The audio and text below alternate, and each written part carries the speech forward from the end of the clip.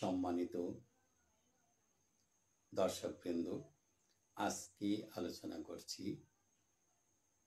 বাংলাদেশ আওয়ামী লীগের সংক্ষিপ্ত ইতিহাস। 1947 খ্রিস্টাব্দে দেশ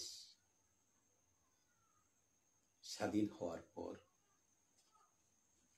1949 খ্রিস্টাব্দের 23 জুন বিকেলে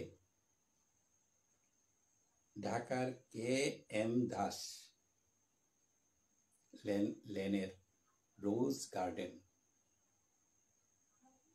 একটা ঐতিহাসিক জায়গা, সেখানে একটি নতুন রাজনৈতিক দল গঠন করা হয়। এই দলটির নাম দেওয়া হয়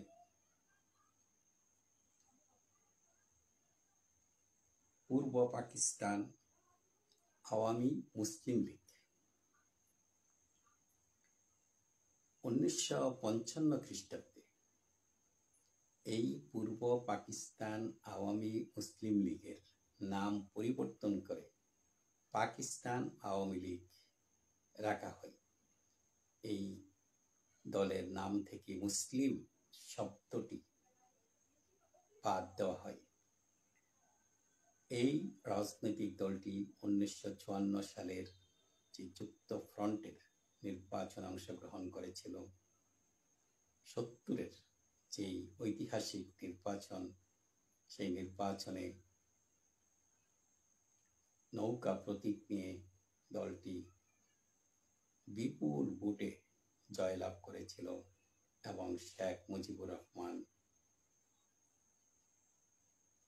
রাষ্ট্রীয় ক্ষমতায় যাওয়ার কথা ছিল, কিন্তু পশ্চিমা হানাদার বাহিনী ওনাকে সেই ক্ষমতায়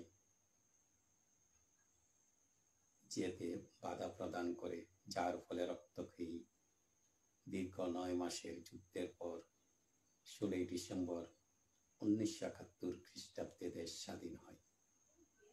দেশ স্বাধীন হওয়ার পর 1975 খ্রিস্টাব্দে 15 আগস্ট পর্যন্ত শেখ মুজিবুর রহমান রাষ্ট্রীয় ক্ষমতায় ছিলেন। পরবর্তীতে ওনার কন্যা শেখ হাসিনা 1996 নির্বাচনে নৌকা প্রতীক নিয়ে জয়লাভ করে এবং 2001 খ্রিস্টাব্দ পর্যন্ত রাষ্ট্রীয় ক্ষমতায় ছিলেন। পরবর্তীতে 2009 খ্রিস্টাব্দ থেকে 2024 খ্রিস্টাব্দ পর্যন্ত দীর্ঘদিন এই রাজনৈতিক দলটি রাষ্ট্রীয় ক্ষমতায় ছিলেন। প্রধানমন্ত্রী ছিলেন শেখ হাসিনা। দীর্ঘদিনের তার এই শাসন স্বৈর শাসনের রূপ নিয়েছিল এবং 2024 খ্রিস্টাব্দের জুলাই আগস্ট ছাত্র জনতার রোষানলে পরে তিনি পালিয়ে যেতে বাধ্য হন।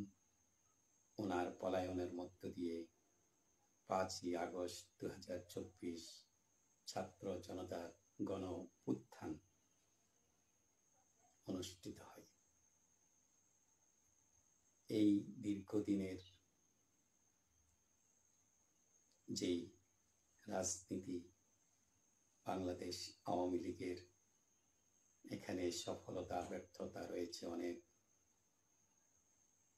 দর্শকবৃন্দ, এটুকু বলে আজকের মতো এখানে শেষ করছি।